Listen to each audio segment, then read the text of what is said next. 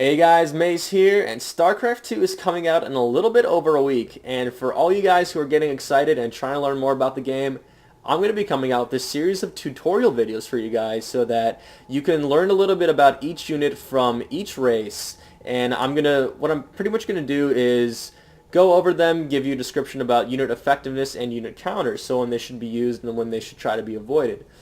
So obviously there are tons of ways for these units to be used and tons of situations. I'm never going to be able to go over them all, but I'm just going to give you kind of a quick rundown on each one. So let's start out with the first Warrior Protoss unit, which is the Zealot.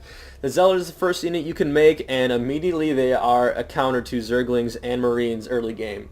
So Zealots are great. They're very powerful. They only require minerals. But obviously, as people get a little bit more advanced and you start getting more units, Zealots aren't going to be as effective. So what they pretty much are used mid to late game are as a meat shield. So, and also they're kind of a residual unit because as you're getting high-tech unit like Colossus and High Templar, you're going to have a lot of minerals left over, so you might as well morph in some Zealots and just kind of use them as a meat shield. They are still pretty strong, especially if you get charged. If you get charged, you can definitely close the gap in on a lot of range units and avoid getting trained. So Zealot's good all-around unit to have, and you can be making them all game. Sentries. Sentries are a fantastic unit to the Protoss arsenal. And the reason is not because of the damage or their speed or anything like that, but it's because of their abilities. Now, the force field ability here is absolutely amazing. You can do so many things with them. You can separate out a Hydralisk army. Like, let's say there's too many Hydralisks for you to deal with. You can split them up and then deal with each half individually, or however you decide to split them up. So the Sentry force field is great for that. And also, pretty much in any map you play, there's going to be a ramp or at least some kind of narrow bridge for an army to gain access to either your base or your opponent's base. And you can usually block them off with 1 or 2 Sentry fields. And let me show you what it looks like here. This will pretty much cover one ramp, and what you can do is, let's say you're attacking someone's base and you're doing a 2v2, you and your partner run in there and you can block off your opponent's base and his ally will never be able to help him out. So tons of uses for these sentries. The next thing you can use is the Guardian Shield, which pretty much it reduces damage by any range damage by 2. So also great against Hydralisk balls or Marine balls or anything like that, just where you have tons of range units firing missiles at you. You want to try to have a Guardian Shield up.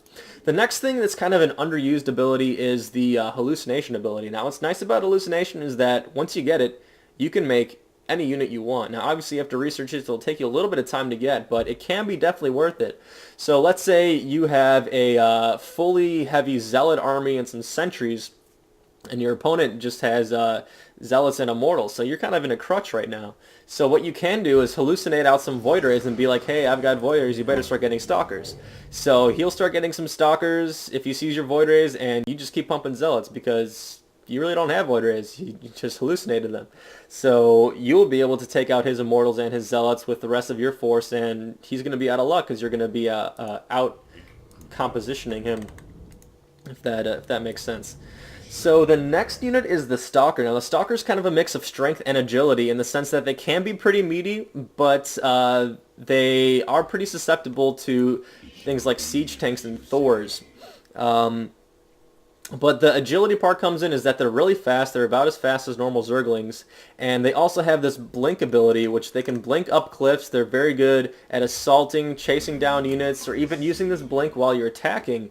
Let's say you have a line of Stalkers. You can blink weak Stalkers in the back of your line, and your strong Stalkers will take more damage. So great ability. Stalkers are kind of meaty and, you know, strength and agility, like I said, in that sense. So Stalkers are your basic anti-air force and great harass units, so I definitely recommend getting Stalkers. As a Protoss player, you're almost always going to get them. So the next is High Templar, and High Templar are pretty much my favorite unit for those of you guys who have seen my cast before. I absolutely love High Templar, and the reason is for their abilities. I mean, they're just so powerful.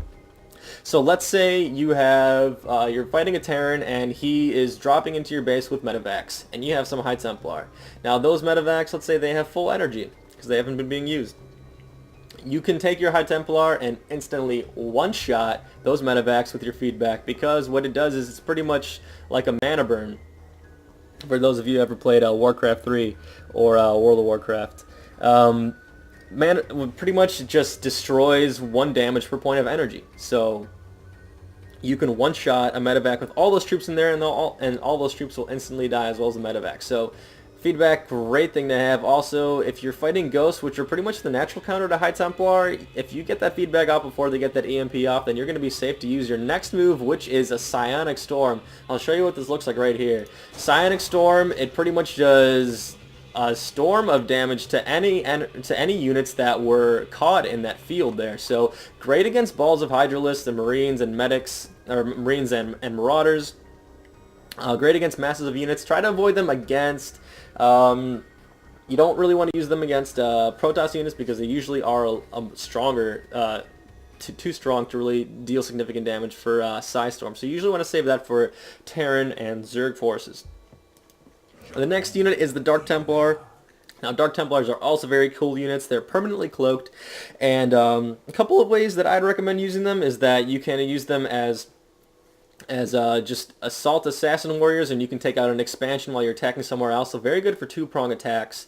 And you can also use Dark Templar kind of as a surprise on your enemy. Let's say you're fighting and you seem pretty evenly matched. You might not realize that you have Dark Templar until a little bit later on, so you'll be doing tons of damage because Dark Templar just do so much damage to enemy ground units. They also do full damage to Zerg, I believe. I think they still ignore armor, at least they do in the campaign, so correct me if I'm wrong, but they are very good against Zerg units because they pretty much one-shot Zerglings and 2-shot Hydralisks, so very good, great units to have. I would recommend try to split them up so that people need to use more detectors to try to figure out what you're doing with these guys. So Dark Templars are great. Archons, I'm not going to talk too much about Archons because I really haven't seen them used all that much. They're kind of used when your High Templars are out of energy but still in battle and you need some more force, or you're in desperate need for some anti-air. You'll morph into an Archon, but they're just so bulky and obvious to attack that people usually just attack them right away. So they have tons of health and everything, but they're really not used all that much. They are still pretty powerful though, so I think they still have some uses. The Immortal is a super powerful unit. I love Immortals as well because they just do so much damage. You can slap down tanks and stalkers with these Immortal cannons, and since they do plus 30 bonus damage to armor, they're amazing, and they can pretty much assault Terran bases pretty well. What's difficult about Terran sometimes is that they are just so good at defending between bunkers and siege tanks, and all their units are ranged. The Immortal is great to kind of assault because of their shield that reduces all damage above 10 to take 10 damage. So let's say a tank is doing 60 damage, you only take 10 of that.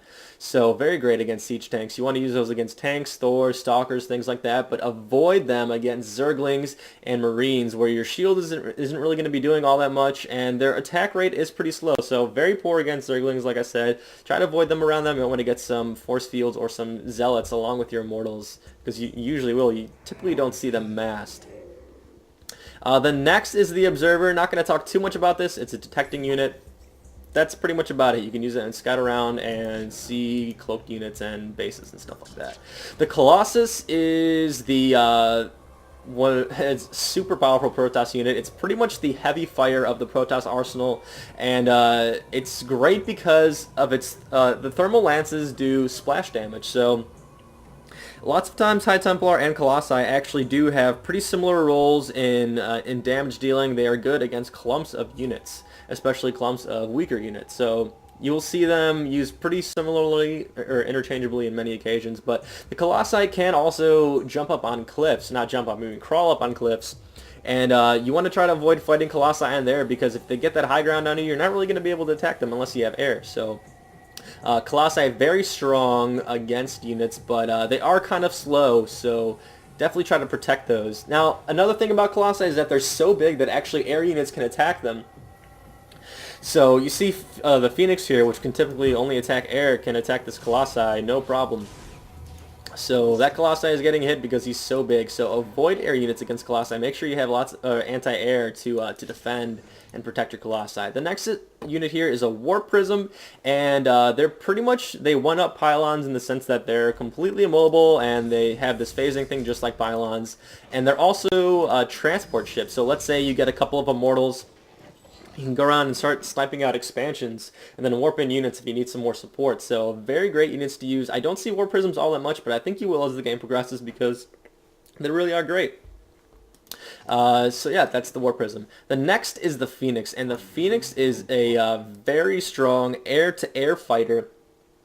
Great counter against Mutalisks and Banshees. Now, I will suggest if you do counter Mutalisks with Phoenixes, make sure you get enough, because usually players will be able to get more Mutalisks than you can get Phoenixes, because Zerg can just produce so fast once they already have their Spire up. So make sure you have enough Phoenixes, but definitely they are great counter against Mutalisks.